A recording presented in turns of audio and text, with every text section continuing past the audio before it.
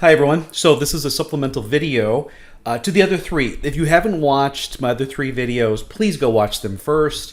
They're made professionally. This is from my home studio, and I'll be creating digital content here to edit, improve, update some of the stuff from last semester, and I'm going to be doing some new interviews. So what I want to cover in this short video is a few things. First, stop this if you haven't watched the other three videos. They're under the course introduction overview videos. There are three of them. Please watch those and come back. Next is I want to just kind of share some of the things that I've been doing in the last year because, those are videos a year old. Some lessons learned from last time, some changes, and then some advice. So first, what have I been doing over the last year? Well, I had said in my video, I just became the vice president for Region 5 for ASSP. So I've got some pictures here. The one right here on the left is the regional meeting we had in Kansas City. That was last fall. This spring, we were in Milwaukee. And then here we are. I'm on a boat cruise with the officers of the Wisconsin chapter planning out this year. And they'll be coming to campus for some meetings. So that was important. Fast forward, there's some other things I did in the fall, but got to take a little bit of a vacation with my wife up to Elk Lake. I want to go every year. This is where I did some of my work each morning. Isn't that beautiful? I loved it. And I'm kind of a Christmas and a Harry Potter freak. So we did a Harry Potter Christmas. You see, we've got the hanging candles and the things. So yeah, that's me. I also do a lot of volunteering. I operate, manage the archery training for youths at the Stoughton Conservation Club, and then my daughter up here, Bree, she's on the Monona Grove varsity softball, and so we did a lot of work with fundraising through the Booster Club. I built this electrical system here because I did all of the announcing of their varsity games in our hometown. I was able to take out students to do some industrial hygiene sampling for their analysis and design class. They're doing respirable dust, they're doing noise. And then I visited 3 interns, actually 4, but I didn't get pictures. So construction site, manufacturing site, and a food distribution. That was kind of cool. I also was able to get back into my speaking. I took a few years off, not because of the pandemic, but even before that. And I'm actually going to get back into it. So I spoke at the Minnesota Safety Conference in May. And also had a booth, and I gave away everything here, which was pretty awesome. And then also at about that time, I got to be the host of the Accidental Safety Pro podcast. This is my friend Jill James. She works for HSI, and it was her, was it a 3-year or 4-year anniversary? And so I hosted it and interviewed her. And this is one of her coworkers who spoke in one of my classes. So that was pretty cool. Then over the summer, I do some teaching and I do some advising and I do some other work, but went on a family vacation out to the Outer Banks in North Carolina. So these are my kids. This is my wife and her dad. It was with their family. I got up in the morning and actually recorded a sunrise, which was pretty cool. And then on the way home, we stopped at the Biltmore in Asheville, North Carolina. So why did I share all that? Because when at this beginning, I want you guys to introduce yourselves. And so now that I've embarrassed myself, please join me. One thing you probably learned from those other videos is that I track a lot of data. And I use that data both as a verification, but also a way to detect where things may need attention, as you should in safety. And so what I have here are the data I collected from last fall. And what I had this course. It was the first time it was taught as a slash course online. And then I had a face-to-face traditional class. And I was able to compare the two as I went through to see where I can make improvements for this year. And I mean, of course, it's just a sample, right? So it's not representative of how you will do or anybody else, but lessons were learned. So what I got here on the left, I've got the undergraduates from the online. I've got over on here on the right, the graduates from the online. And then down here are the face-to-face. And what was interesting is that the online students tended to do better than the face-to-face, and the grad students did tremendously better than the face-to-face. Now, the face-to-face kind of pulled it out at the end with their exams and project grade. Otherwise, they were lagging behind the online. And it may be that the project became a bit burdensome at the end, but also you have to look at the outliers. And so we had some outlier. You can look at the lows and the highs, and that kind of, you compare the two, you see that it was different, and that maybe actually correspond to why things were different between the undergrads online and face to face. I also monitor each week. Every Monday morning, I do all my grading and post it and everything. I also track the touches and time spent on the website. So here, it's not real fair to compare online to face because they're meeting with me, 2.5 hours per week face to face. So that time should have been built into this, but I got weeks 12 and 14 here. I have every week like this, but I just compared these for the sake of this presentation, that you can see how fewer touches and how much fewer time. Now, this is at the end of the semester when you should be going on and reviewing the videos that I created to help you through the project, the interpretation, how to prepare the paper and the presentation. And you can see that from here to here, from 12 to 14, the face-to-face jumped up quite a bit. So they started taking advantage of more of the online. The online, did they change a lot? It actually the touches went up there, touches went up there. But when you look at it from a comparison perspective, I use this in order to identify which students might need more help. It also is predictive enough that if I take the scores first of all and then I do the grading, I can almost predict who didn't submit their stuff on time because of the timing of it. So just so you know, I am always watching, and I'll be reaching out to you. I'll offer help. I'll try to get you going. If you want to reach out to me, that's great. But it's hard for the numbers to totally lie. I know sometimes there are discrepancies. For the most part, though, it becomes pretty predictive what grades will be based on what I'm seeing here. And the quiz scores, too. Online tends to do better. I don't know. Maybe it's because I wrote the questions based on what my videos presented. I don't know. But I'll be tweaking those as we go through as well. So some of the changes, it's not a complete redo. It's like minor iterative changes. I'm going to update some of the readings and web links for lectures. And so I've got a listing based on last year, and I'm going to update it a little bit more as we get closer to the start.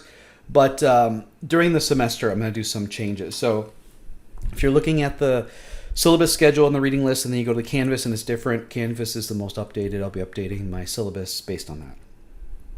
I do have guest speakers because I like you to hear things from a different perspective, and I like to bring in people who know more about a subject than I do.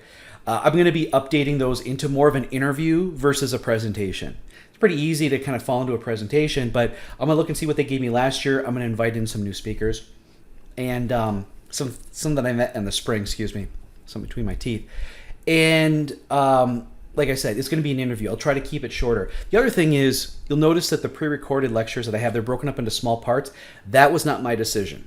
That was completely the College of Business and Economics technical group. They forced me to do that stuff. So if you have a complaint, complain to them. I didn't want to do it. I like to put all my stuff together in one. They wouldn't let me. Also, with the office hours and, I should say with the extracurricular stuff, I hope that I can convince you all the importance of networking through LinkedIn, networking through a professional association such as the American Society of Safety Professionals, and attending my WebEx office hours. And we'll cover that in a moment. But that's very, very important, I think. So my advice is, and these are basically the other videos, be an active learner.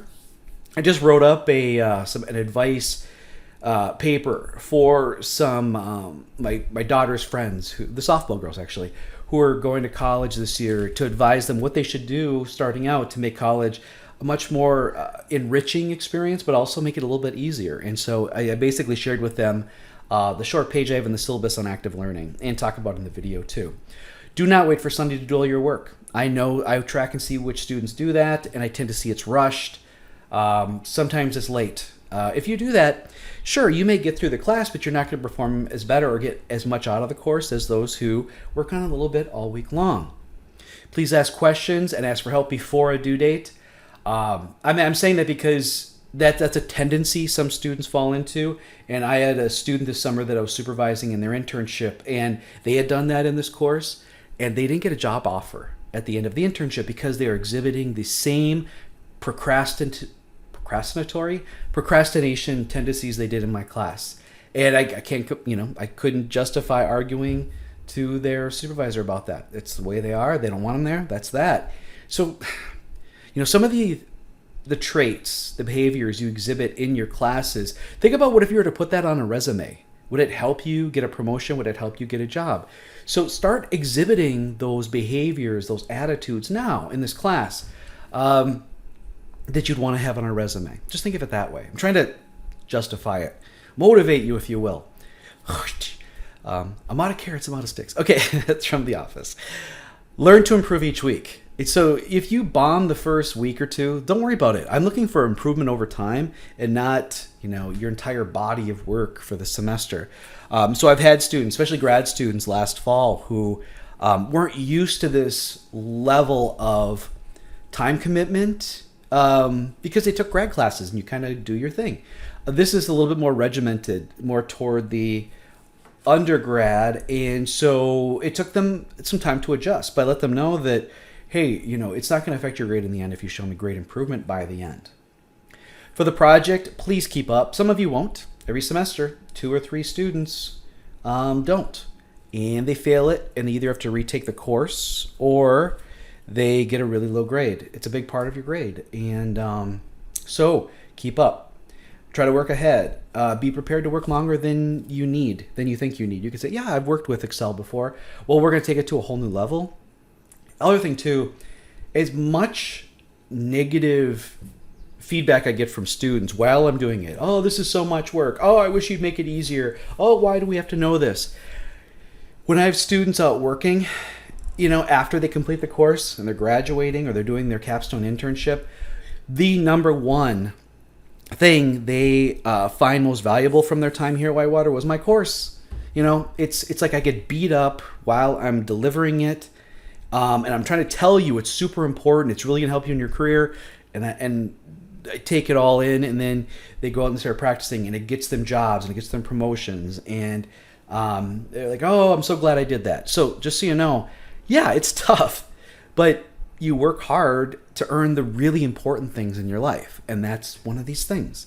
I'm not trying to compare this to buying a house or getting married. I'm just saying that it's going to take effort to earn the skills, knowledge, and abilities that come out of this project and using Excel. I'm talking too long. I apologize. We're working on this course. Try not to get distracted.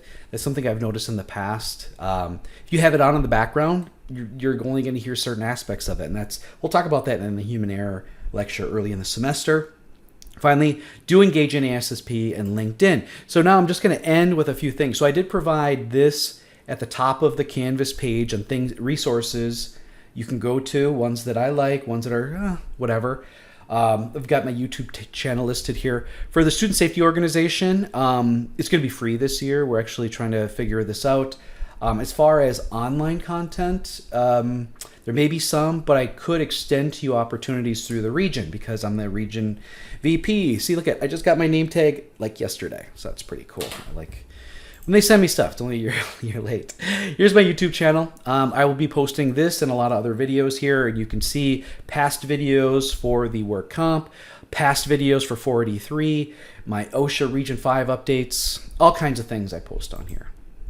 Here's my LinkedIn page, so find me, connect with me if you haven't already. This is an invaluable tool to grow your network and find opportunities, and I try to spend time each day. To join ASSP as a student member, it's much cheaper than a full member, and I'll show you. Go to ASSP.org, click on Students. When you come here, there'll be a student member, and here's the full member. Full members, they pay, I believe, 180 plus fees and stuff like that. Students pay $15 a year. 15. It's nothing. So go in there. This is an example of the information you have to fill out. If it's the same, I'm not sure. They wouldn't let me into the electronic or the online registration to see the fields. This was the old paper version. But if you need a reference, so our chapter reference for here at Whitewater is Wisconsin. Otherwise, you'd have to look up yours or contact me. Can let you know what it is. The student section is UW Whitewater student section. The referee information is me. Here's my ASSP number. Here's I'm the faculty advisor for this group, so here's all my information. And then you get to choose a practice specialty. If you want to pay a little bit more, you can get the paper version of professional safety. Otherwise, if it's electronic PDF, it's just the $15 a year. I don't. Yeah, if you join extra practice and common interest groups, you pay a little bit more. If this is your first time, I would just join and get to know it first.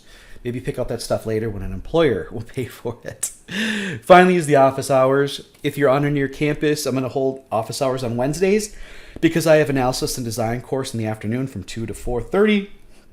So I'm going to make sure I'm around from noon to 2. If you want to meet with me because you're completely online, and I please ask the RSVP, because if nobody lets me know they're going to be there, I'm not going to stay on and wait, obviously. But I set this time aside for you. So first will be Tuesdays at noon. Second will be Thursdays at 8 p.m. at night. This is all Central Time.